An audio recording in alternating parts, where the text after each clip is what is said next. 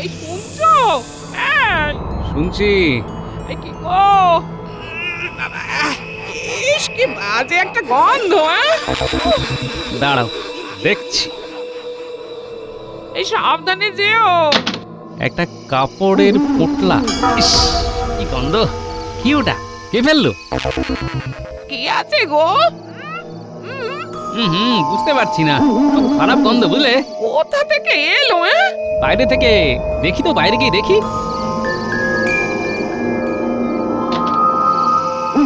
কেউ তো নেই গিন্নি। সে কি গো? তাহলে তাহলে ওই রকম ভাবে হাসলো কে? আর ওই নোংরা জিনিসটা ফেললো কে?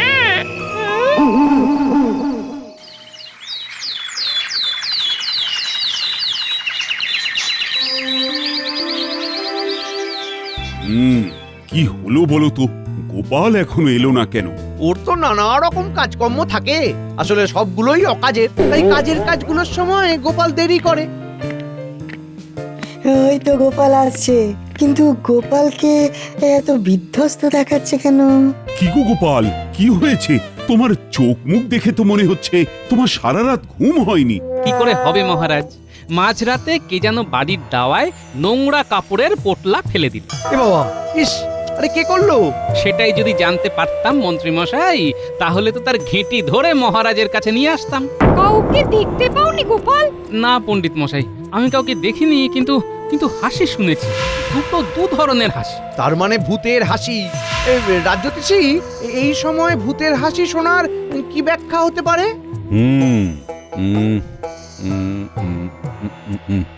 এই পিতৃপক্ষের সময় এই ধরনের উপসর্গ তো ভালো নয় গোপাল।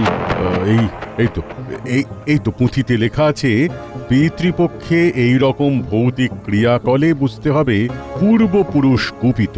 ও বাবা, ইস, কি হবে তাহলে? প্রতিকার তো আছে, আমাকে একটু দেখতে হবে। গোপাল, তুমি চিন্তা করো না, আমরা তো আছি, তোমার এই দোষকে ঠিক কাটিয়ে দেব।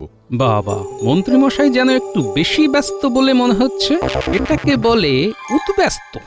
বাহ মন্ত্রী, বাহ! তোমার এই গোপালের প্রতি দরদ দেখে আমার খুব ভালো লাগছে। দরদ হবে না? কি বলছেন মহারাজ? গোপাল তো আমার সহকর্মী। এক সহকর্মী আর এক সহকর্মীর বিপদে পাশে দাঁড়াবে না মহারাজ? আহা, মন্ত্রীর কথা শুনে খুব আনন্দ পাচ্ছি। রাজ্যতীশী, কালকের মধ্যেই গোপালের প্রতিকার বার করে আনতে হবে। আমি চেষ্টা করব মহারাজ।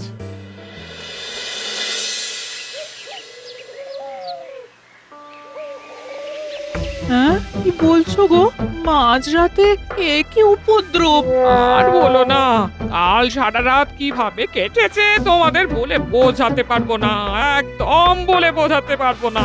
আমরা বুঝতে পারছি, তবে এইসব ভালো না। একটা ভালো দেখে ওঝা ডাকো তো, বাড়িটাকে ভালো করে ঝাড়িয়ে নাও দেখি। কিছু তো করতেই হবে। এ বাবা, কি ভয়ানক হাসির আওয়াজ! আমার তো হাড় পাঁজরা সব হিম হয়ে যাচ্ছিল। তোমরা কাউকে দেখতে পাওনি? তোর ভূতকে কি কখনো দেখা যায় নাকি পুটি? ওরা অদৃশ্য হয়েই ওদের কাজকর্মগুলো করে। জানি না বাবা, আজ রাতে আবার কি ঘটে জানি না। মন্ত্রী মশাইয়ের উৎসাহ একটু বেশি বলে মনে হলো না? তোমার নজর এড়ায়নি দেখছি। তার মানে কি বলতে চাইছো গোপাল? মন্ত্রী মশাই ভূত ঢুকিয়ে পোড়াতে চাইছে কপাল? এত তাড়াতাড়ি সেটা কি করে বলি বলো তো? আজ রাতটা একটু ভালো করে সাহস নিয়ে জেগে থাকো। তবে রাজ্যতীশীর কথা একেবারে উড়িয়ে দেওয়া যায় না। হ্যাঁ, এইরকম কিন্তু ঘটে গোপাল। দূর, সব বাজে কথা। আমি ভূতের অস্তিত্ব স্বীকার করি না। হ্যাঁ, ভূত আছে, আমিও মানি, দুরু দুরু বক্ষে।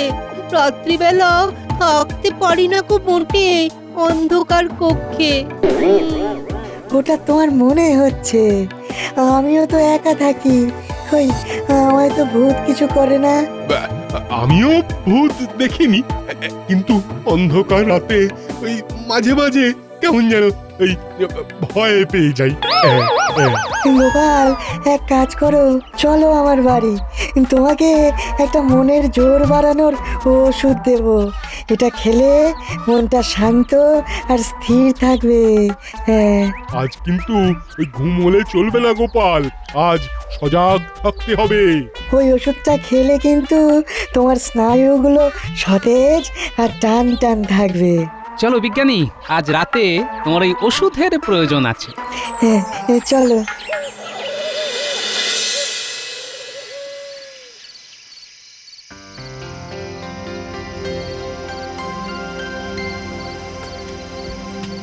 কি শুনছি মহারাজ, গোপালের বাড়িতে কাল কেউ ময়লা ফেলেছিল? কেউ ময়লা ফেলেছিল মানে? এই, তুমি জানো আসল ব্যাপারটা কি? আমি তো সেটাই জানতে চাইছি মহারাজ, বলুন আপনি। গোপালের ওপর গোপালের পূর্বপুরুষ কুপিত, এটা একটা অভিশাপ। এই বিধানটা কে দিলেন? রাজজ্যোতিষী প্রতিকার কিছু বলেছেন তিনি? কাল জানাবে। তবে বুঝলে রানী, আজ মন্ত্রীর ব্যবহার দেখে মনটা সত্যি খুব ভালো হয়ে গেল। কেন কেন? মন্ত্রী আবার কি করলো? মন্ত্রী গোপালের জন্য খুব চিন্তা করছিল, গোপালের কিসে ভালো হয় তাই নিয়ে কি ভাবনা। আহা, চোখ একেবারে জুড়িয়ে গেল। মন্ত্রীর ওপর আপনার ভরসা থাকতে পারে, কিন্তু আমার মোটেও নেই। তোমরা সব সময় এত নেতিবাচক ভাবনা ভাবো কেন বলো তো? তবে আমি মন্ত্রীর ওপর পূর্ণ বিশ্বাস রাখছি। আমি আশা করব আপনার বিশ্বাস যেন জয়ী হয়, তবে আমার এই বিষয়ে সন্দেহ আছে। না, আজ বোধহয় কিছু ঘটবে না, রাত তো অনেক হলো। না না না না, ঘুমিও না ঘুমিও না, ওরা তো অশরীরী, তো দেখা যায় না গো। ওরা কিন্তু আমাদের দেখতে পাচ্ছে, বুঝলে? আমরা যেই ঘুমাবো সাথে সাথে ওরা ওই নোংরা জিনিসপত্র নিয়ে আক্রমণ করবে। বাবা রে বাবা, কি জ্বালায় পড়লাম। ঠিক আছে, নাও। রেগে আছি। আর কদিন পর মহালয়া, ভালো করে পিতৃপুরুষদের উদ্দেশ্যে জলদান করে এই অভিশাপটা কাটাও গো, কাটাও। কোনো অভিশাপ নয়। আচ্ছা, আমরা কি কোনো খারাপ কাজ করেছি গিন্নি যে আমাদের পূর্বপুরুষ আমাদের উপর রেগে যাবেন? না, কেন তো করিনি। হ্যাঁ, জ্ঞান তো অজ্ঞান তো কোনোভাবেই করিনি গিন্নি। এটা কারো ইচ্ছে করে করা, বুঝলে? তুমি ভাবতেও পারো, হ্যাঁ, তোমার যা মনে আসছে তাই ভাবো, কিন্তু আমি বলছি এটা নিশ্চয়ই তেনাদের কাজ গো। কাল রাত জ্যোতিষী কি প্রতিকার করেন সেটা দেখো না। ঠিক আছে, তুমি একটু ঘুমিয়ে নাও। না না না, আমি ঘুমিয়ে পড়লেই তুমিও ঘুমিয়ে পড়বে গো, আর ঘুমিয়ে পড়লেই তেনারা আবার। না গো না, আমাদের কারো ঘুমোনো আজকে উচিত হবে না। আরে ঠিক আছে, আমরা দুজনেই জেগে থাকবো, হয়েছে?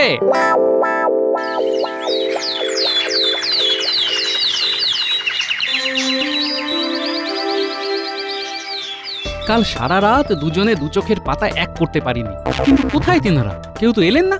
ওই তোমরা জেগেছিলে তাই। আজ ঘুমিয়ে দেখো, দেখবে আবার শুরু হবে। আচ্ছা, আপনি কি করে জানলেন? তেনারা কি আপনার কানে কানে বলে গেছে মন্ত্রীমশাই? এ তোমার কেমন কথা গোপাল, যে তোমাকে সব সময় সাহায্য করছে, তোমার কথা জিজ্ঞেস করছে, তার সাথে এই রকম কথা বলা উচিত নয়। আহা মহারাজ, গোপালের এখন মাথার ঘায়ে কুকুর পাগল অবস্থা, ওকে আর ভেবে বলছে। ওই তো রাজজ্যোতিষী এসে গেছে। বলো জ্যোতিষী, প্রতিকারের কিছু ব্যবস্থা করতে পারলে? হ্যাঁ মন্ত্রী মশাই, প্রতিকারের ব্যবস্থা হয়েছে, কিন্তু সে খুব খরচ সাপেক্ষ। মহালয়ায় পিতৃতর্পণ করতে হবে ষোড়শ উপাচারে, তারপর পংক্তি ভোজন করতে হবে, তবেই ওই দোষ কাটবে। সে তো অনেক খরচা। গোপাল, খরচার কথা ভেবো না, আরে আমি তো আছি নাকি? না মহারাজ, এ এমন এক দোষ, এখানে গোপালকে নিজের পুজোর খরচ নিজেকেই বহন করতে হবে। সর্বনাশ, এ তো গোপালের পক্ষে অসম্ভব। কিচ্ছু করার নেই, এই দোষ থেকে পরিত্রাণ পেতে গোপালকেই তো সবকিছু করতে হবে। কি মন্ত্রী, কি করা যায় বলো তো? একটা উপায় বার করতে তো হবে। একটা উপায় আছে মহারাজ। বলো শুনি। গোপালকে বেতন থেকে অগ্রিম দিয়ে দিন, এরপর ওর বেতন থেকেই প্রতি মাসে কেটে নিন, ব্যাস সমস্যার সমাধান। মহারাজ, আমার সমস্যা নিয়ে আর কাউকে ভাবতে হবে না, আমি নিজেই চেষ্টা করছি। ষোড়শ উপাচার, কথাটা মনে থাকে যেন। রাখবো রাজজ্যোতিষী।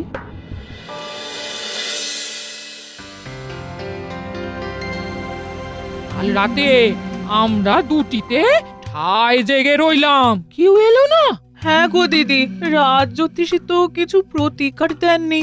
আজ দেবেন বলেছেন, দেখি কি বলেন।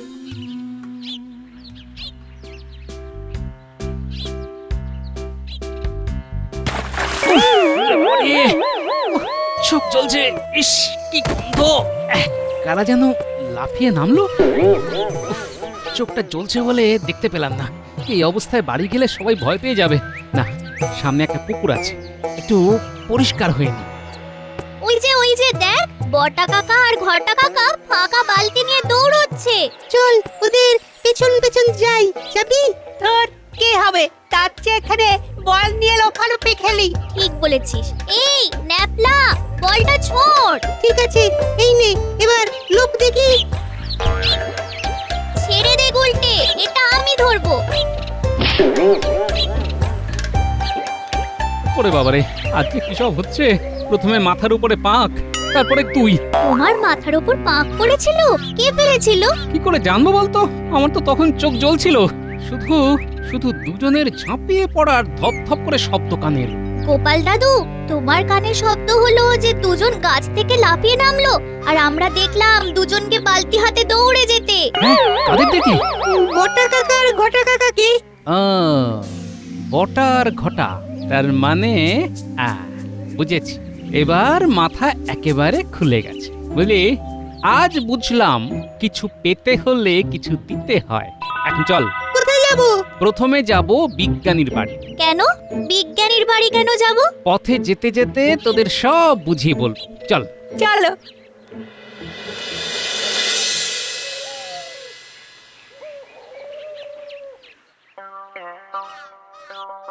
বিজ্ঞানী, বিজ্ঞানী, বিজ্ঞানী, বিজ্ঞানী! গোপাল, এসো এসো এসো, ভেতরে এসো।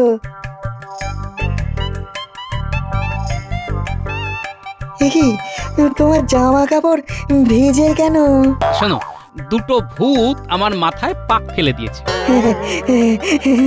ভূতগুলোকে কি মানুষের মতো দেখতে? হ্যাঁ, একদম বটা কাকা আর ঘটা কাকার মতো দেখতে। বাহ, তাহলে তো হয়েই গেল, কান তো হাতের কাছেই চলে এসেছে। এবার শুধু মাথাটাকে কায়দা করে ধরতে হবে। তাই তোমার সাহায্য দরকার বিজ্ঞানী। বলো, আমি তোমার কি সাহায্য করতে পারি? আমি তোমার তোমার ওই ওই অদৃশ্য হওয়ার জামাটা নেব। নিশ্চয়ই নেবে, তোমাকে আমার অদেয় কিছুই নেই। ধন্যবাদ বলে তোমাকে আমি আর ছোট করব না। এই বন্ধুত্বে দুঃখিত বা ধন্যবাদ কিছুই বলা যায় না। হ্যাঁ হ্যাঁ।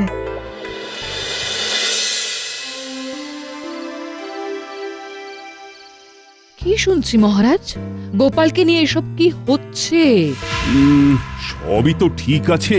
রাজ্যতীষী প্রতিকারও জানিয়েছে। আমি সবটা জানি মহারাজ, দাসী আমাকে সব জানিয়েছে। এখানেই আমার কিছু বলার আছে। কি বলবে বলো।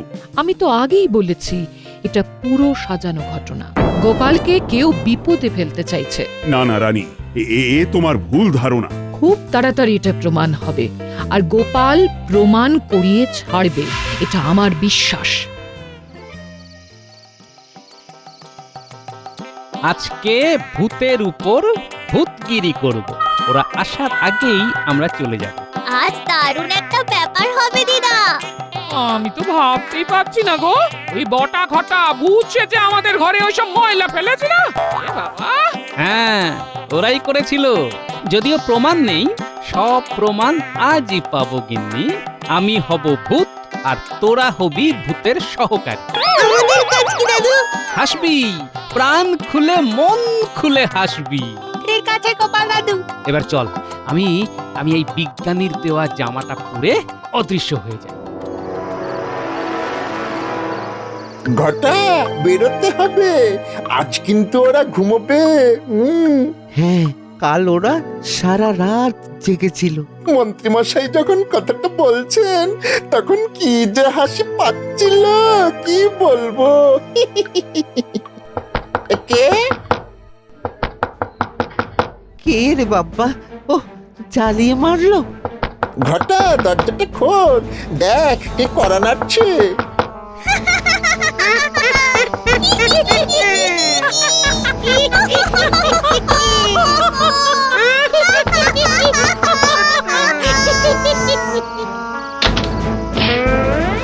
আরে বাবা, কে লাথি মারলো?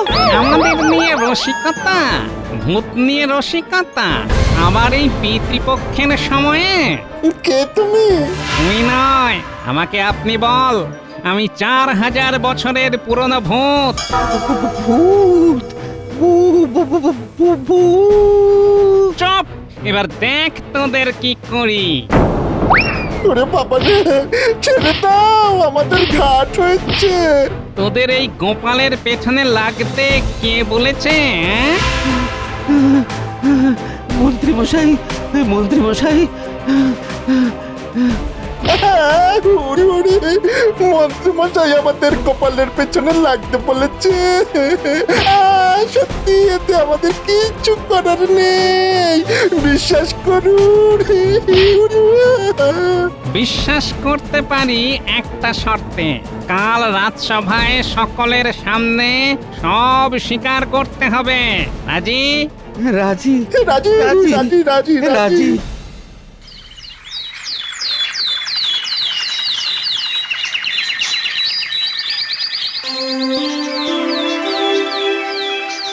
কি গোপাল, কালকে কি আর ভূত ঝামেলা করেছে?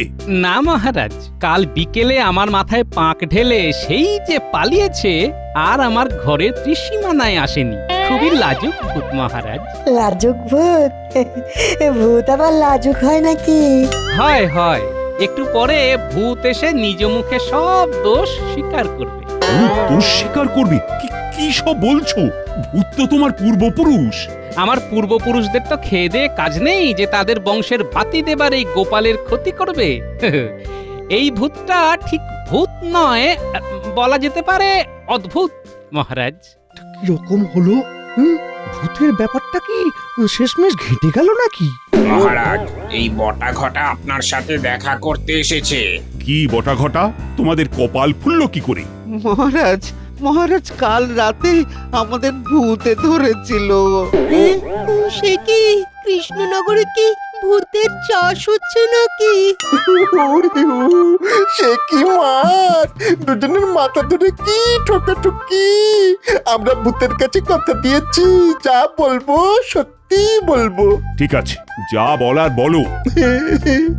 মহারাজ, গোপাল দাদার বাড়িতে ভূতের উপদ্রব আমরা করেছিলাম। হ্যাঁ, মানে? হ্যাঁ মহারাজ, এই সবই করেছি মন্ত্রী মশাইয়ের কথায়। মন্ত্রী মশাই আর রাজ্যোতিষী দুজনে মিলে মহালয়ার দিনে গোপাল দাদার মাথায় কাঁঠাল ভেঙে খেতে চেয়েছিল। কি? তাহলে তো রানী ঠিক কথাই বলেছে। মন্ত্রী, তোমার পেটে পেটে এই খালি কুচুটে বোনা। কিছু খুঁড়তে খুঁড়তে কেউটে বেরোলো। মন্ত্রী মশাই খুব পেঁচালো।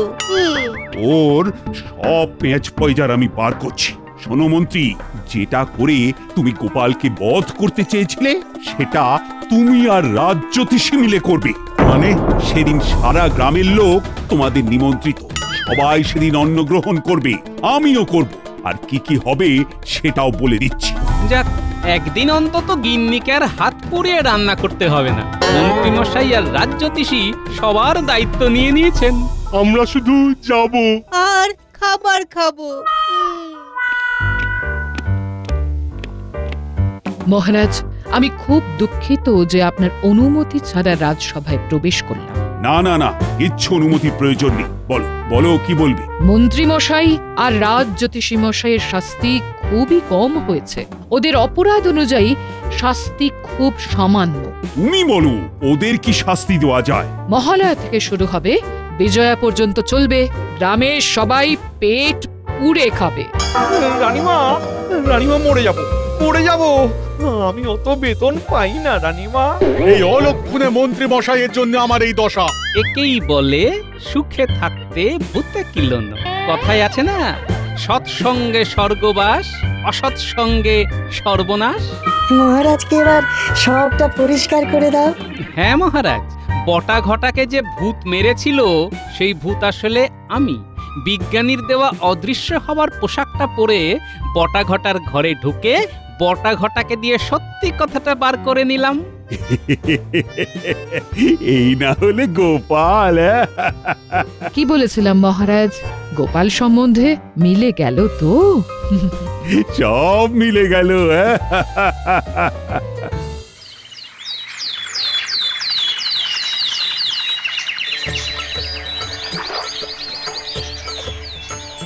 নিন, এবার প্রণাম করুন।